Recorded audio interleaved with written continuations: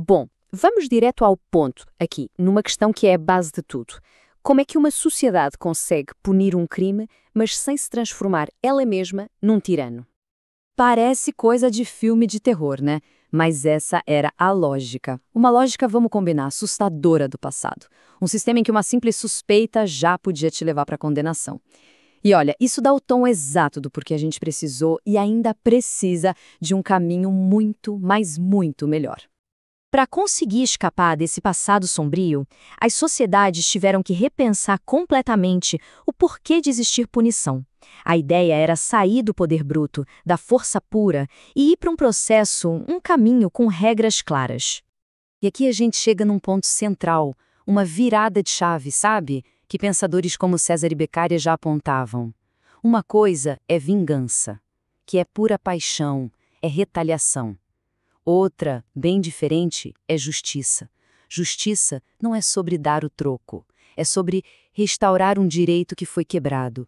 E o único jeito de fazer isso sem cair na barbárie é através de um processo justo.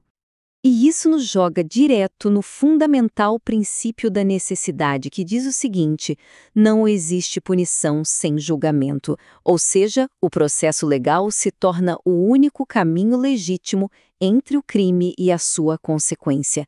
É a regra do jogo.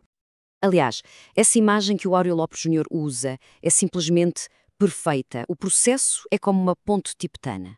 Um caminho super arriscado, estreito, perigoso, mas que é absolutamente essencial. É o único caminho que a gente tem para atravessar do ato criminoso até uma decisão que seja justa. Então, vamos ver agora como essa ideia de processo se divide em duas filosofias completamente diferentes sobre como um julgamento deveria ser. De um lado, a gente tem o sistema inquisitório. Nele, o poder todo se concentra numa pessoa só, o juiz. Ele investiga, ele acusa e ele julga. Ele faz tudo.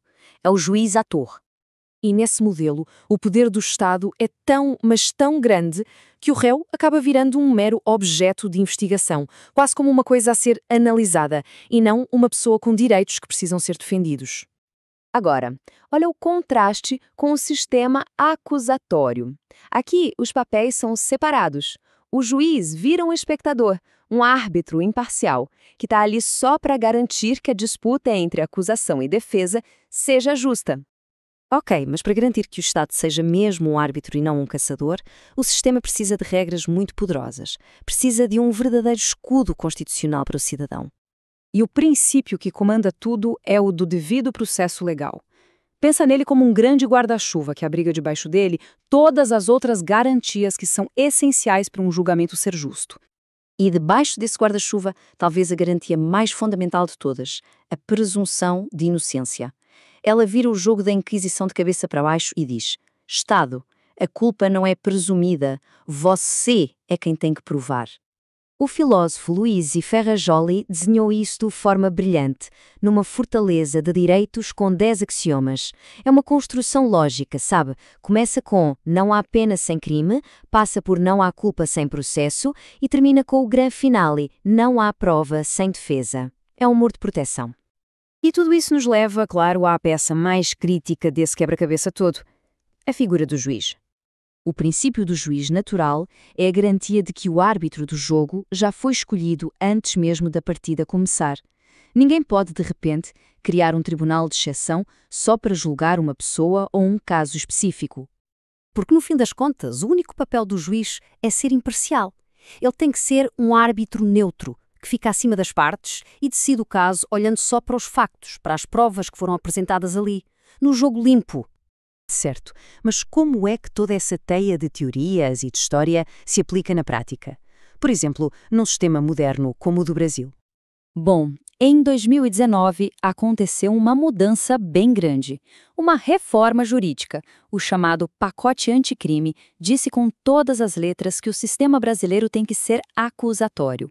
O objetivo? Separar de vez o juiz da investigação.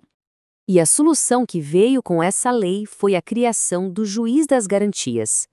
A ideia é ter uma função nova, um juiz que cuida só da fase de investigação, protegendo os direitos ali, e que fica totalmente separado do juiz que vai de fato presidir o julgamento.